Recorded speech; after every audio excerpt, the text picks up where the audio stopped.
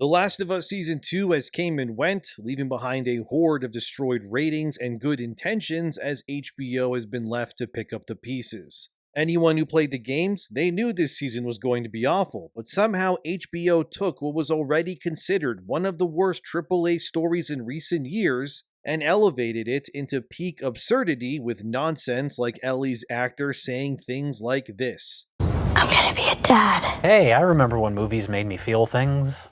Movies still make me feel things. I feel regret most of the time. Yep, The Last of Us Season 2 was terrible. Now the name of the show conveys that many people are even left watching that dumpster fire after Joel died and all the other plot contrivances that have happened. As IMDb reported here, Season 2 lost 55% of its entire viewer base, which is staggeringly bad for a show that costed millions per episode to make. To give you some raw numbers, Season 1 of this show ended with 8.2 million viewers watching. Season 2 began with 5.3 million. By the time the finale aired, they had only 3.7 million viewers who stuck around after Joel got his head caved in. Yep, none of this went well, but again, as someone who played the games, I knew what was coming, and I knew the audience out there, the non-gaming audience I mean, would probably mass exodus out of the show the moment that Joel got, what Joel got. And I was right, and now Neil Druckmann, who believes he's meant to be the next Hideo Kojima or something, has admitted defeat. This is from Naughty Dog's official Twitter. I've made the difficult decision to step away from my creative involvement in The Last of Us on HBO. With work completed on Season 2 and before any meaningful work starts on Season 3, now is the right time for me to transition my complete focus to Naughty Dog and its future projects, including writing and directing our exciting next game, Intergalactic: The Heretic Prophet, along with my responsibilities as studio head and head of creative. I could keep reading, but you get the point. Neil's leaving the show after the disastrous release of Season 2, and it's not really surprising at all. I guarantee you he left because HBO pulled the higher executive card on the show, and then told Craig Mazin, that's this guy here by the way, and Neil, which is this guy here in case you just don't know, that The Last of Us Season 3 has to alter course and fix this mess before they're releasing episodes in the hundreds of thousands viewer-wise instead of the millions they want. In case you didn't watch the show, which I don't blame you, it ended with Abby being confirmed to be the main character of Season 3. Which is obvious, considering at that point in the game the player does switch control over to her as well. So, Season 3 will now show all the characters who died in Season 2 pretty much getting more fleshed out and humanized so that their deaths have more meaning now in retrospect. However, obviously, it's all for naught anyways, because no matter how they choose to expand these characters and their personalities,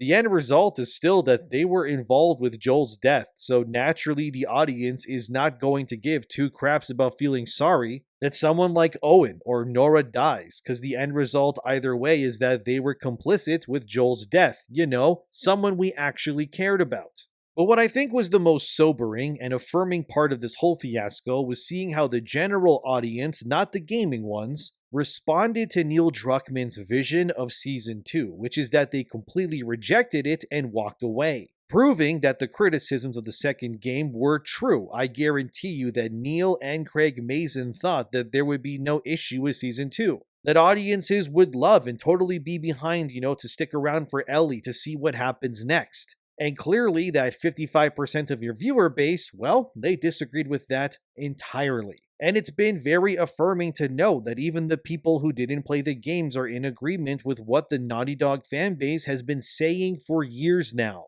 which is that the worst thing to happen to The Last of Us and Naughty Dog in general as a company was actually allowing Neil Druckmann the power and creative oversight to make whatever it was that he wanted and him alone. I should, however, say that Naughty Dog is still very talented, top of their class in almost every regard. Their facial animation work, the way they design environments, their sound design, even their nuances in their gameplay, they are best of class. I have zero issues with anyone working at Naughty Dog, the composers, or anyone who worked to bring the world of The Last of Us or their previous games to life. Because if you look at Part 2 as a video game in terms of its production quality and systems, yeah, it's a masterpiece. It really is. However, the only issue is of course the writing, which Neil is directly involved with more so than any other part of the game, and it shows. It's like going to a restaurant and the chair that you get to sit in at the table, it's beautifully made. It's so nice to sit in. Everything looks great. The utensils are incredibly immaculate. The atmosphere of the restaurant is to die for. And everything that is this restaurant, this entire experience, you're just like, oh my god, this is top of the line. It doesn't get better than this. But then your food comes, and it's a soggy, wet piece of bread with crap smeared all over it. That's Neil Druckmann's writing amidst the talent of the rest of Naughty Dog for me. It's like everyone else is firing off all cylinders because they're so amazing at their jobs, but unfortunately, all their efforts and their talents are just wasted trying to elevate this otherwise condescendingly told story by a man who desperately wants to feel validated. So no, I don't hate Naughty Dog. I think they're one of the best Western game development studios by a long shot. But they have a problem, and that problem is Neil Druckmann. As I said earlier, Neil clearly wants the games and movie space to view him in a similar light to how the industry sees Hideo Kojima. We all know Kojima. His games are weird, they're slightly obtuse, yet the writing and themes of his games are always relevant either when they came out or even now. Kojima has predicted and conveyed concepts like the dead internet theory, spam bots, government propaganda, and the genuine lack of connection amidst a world riddled with technology before others even began to think about these things. Death Stranding, for example, came out in late 2019, mere months before the COVID-19 pandemic swept the entire planet and forced people inside. And then when you go play Death Stranding amidst all of this, now you're this porter running through a world of darkness and mystery, where things people don't understand are threatening them and you're delivering packages and everyone's stuck inside. It's like he saw things before they even happened again. It may seem weird at first, but Death Stranding 1 and 2 even became clearly games of their own merit that you really couldn't find anywhere else. You really couldn't find anything that was that weird and unique in their take on open world design and more. Kojima, even to this day, creates things that just excite people and challenges them, yet he does it without shoving his political biases down your throat. He doesn't necessarily convey any wing of the political spectrum to be worse than the other. He instead views the wings, either left or right, to be equally flawed, and because of this, his games have a much longer lasting impact even when they betray the player's trust with insane twists like in Metal Gear Solid 5. Which I won't spoil for you in case you haven't played that game, but yep, Metal Gear Solid 5 definitely has a hell of a twist if you know what I'm talking about. But why I bring up Kojima is simple, because Kojima is like Neil Druckmann, a visionary who has defined what not just video games, but multimedia is capable of by combining cutting-edge graphics with unique forward-thinking systems and sprinkling in celebrities and then some too. Everyone seems to love Kojima, mostly anyway. Sure, some may think he's a hack at times, but personally, if there's anyone who can be considered a somewhat visionary amidst the likes of, say, Shigeru Miyamoto of Nintendo, or Hidetaka Miyazaki from Software and more, yeah, it's Kojima by far. But Neil, like I said, very obviously wants to be viewed and respected in a similar light to Kojima. Yet instead, his games and decisions face backlash almost constantly, but not for challenging your ideas as a player, but instead subverting your expectations, not because it makes the game better, but simply because Neil just really wants to be contradictory and different. Like, oh, look at me. I killed the main character in my second game and made you play as the killer. Isn't that interesting? I mean, it could be, but unfortunately you can't help yourself when it comes to themes like feminism and pushing identity politics in a world where these concepts would literally have zero basis in existing. Like, let's take Lev, for example, the transgender ex-Scar character who becomes basically the Ellie, I guess, to Abby's Joel in terms of character dynamics. So, in case you don't know, Lev is a girl who acts like a boy, down to the fact that Lev's actor obviously transitioned in real life before taking this role. Yet, in the concept of the world which The Last of Us takes place in, what Lev is could never exist realistically within that world. Lev would obviously need to take puberty blockers and shots to achieve the desired outcome of, transitioning their gender. Yet this procedure, alongside the medication needed to continue down this path, would absolutely not be available to Lev given the circumstances of the world they live in. These people and the factions around them, they fight every day, not for puberty blockers, but just basic medicine and food. They scrounge for stuff like maybe Advil, or even bandages, or rubbing alcohol. Where the hell is Lev both finding the time and the resources to continue being clearly a girl who wants to be a boy? The answer is, it's impossible. But again, this takes you out of the world because the believability of Lev's circumstances are quite possibly impossible to achieve given how the world is functioning. It's like how in the show, Neil makes it clear that the city of Jackson operates in some sort of weird socialism-like concept, where everyone is just taken care of regardless of their contributions to the betterment of their community. But that's just unrealistic, especially when the world wouldn't be readily willing to give these survivors everything they need without struggle. Instead, they need to prove that they can build, fix, and create the products that they all need to continue surviving in this world. And if there's anyone who wouldn't be welcomed or taken care of in such a world, it's leeches who just sit around all day doing nothing, waiting for their meals and their warm beds. These people would instead be thrown out to die, as they would just be a strain on resources, but not in Neil's post-apocalypse. Oh no, instead socialism, which has never really worked in the real life, just works in Jackson. Why?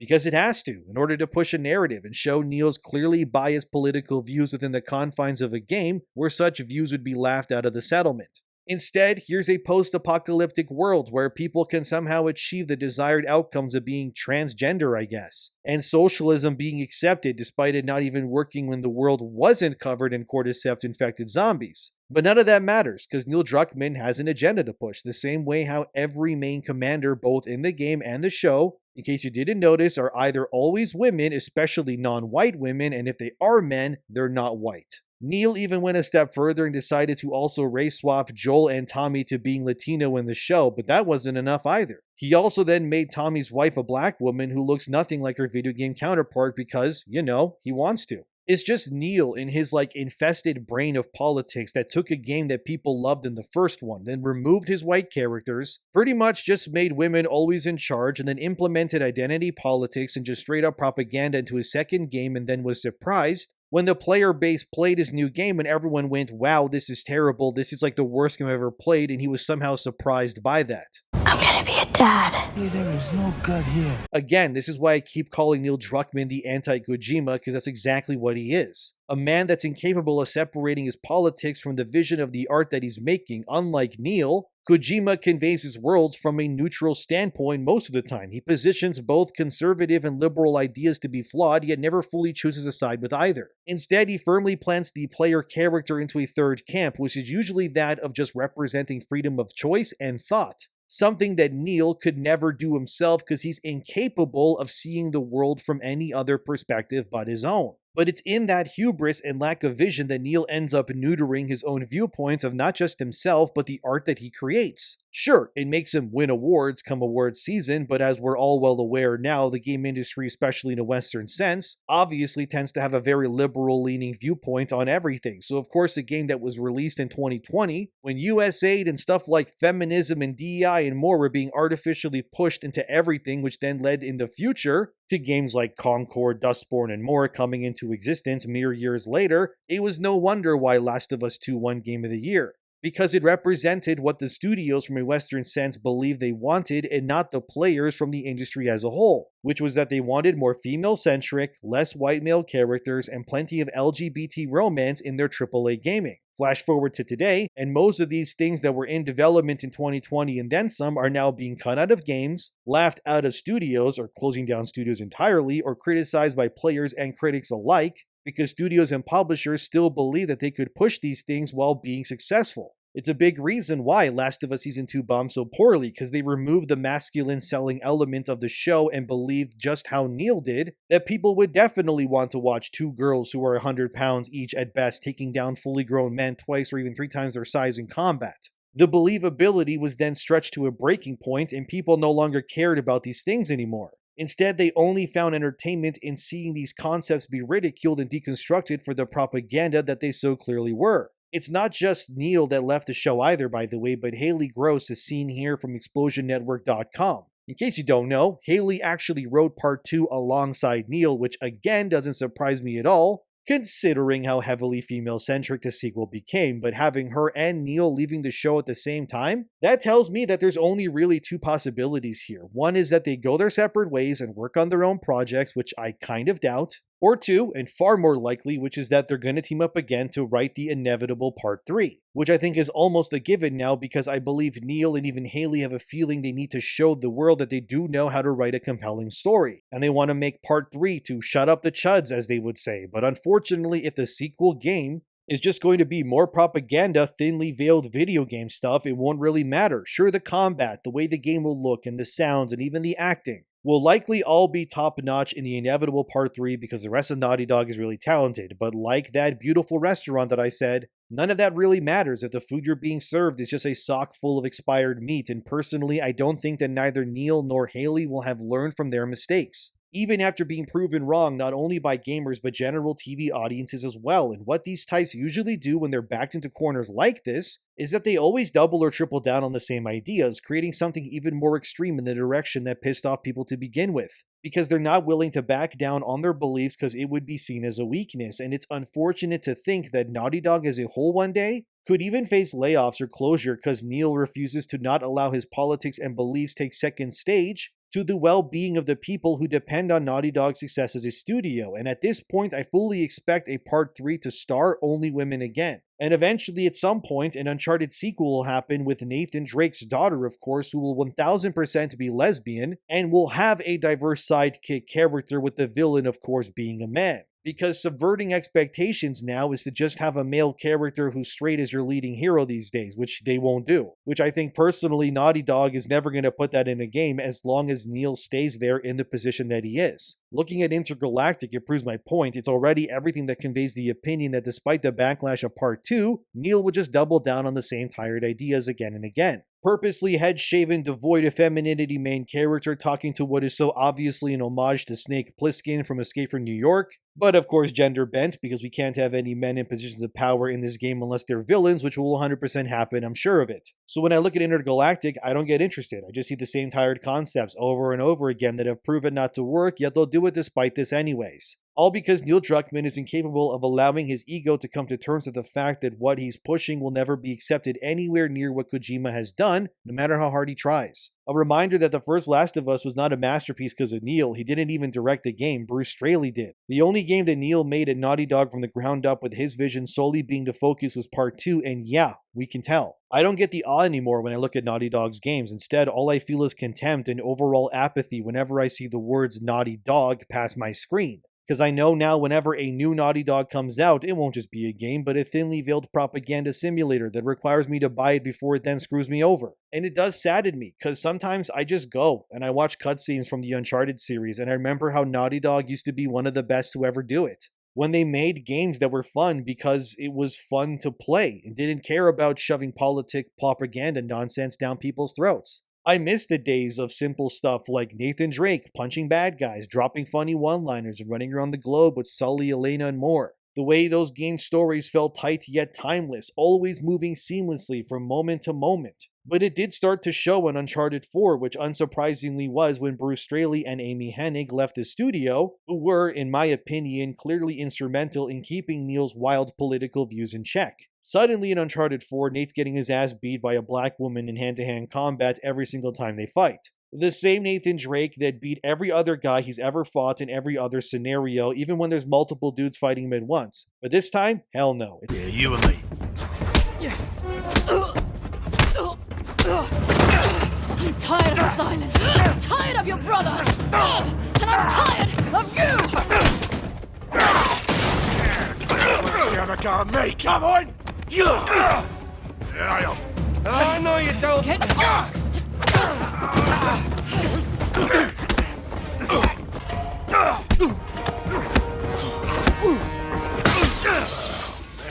Come on. Do that.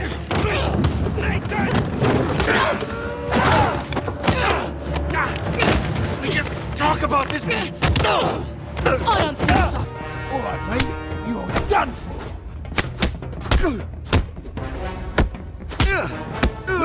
It's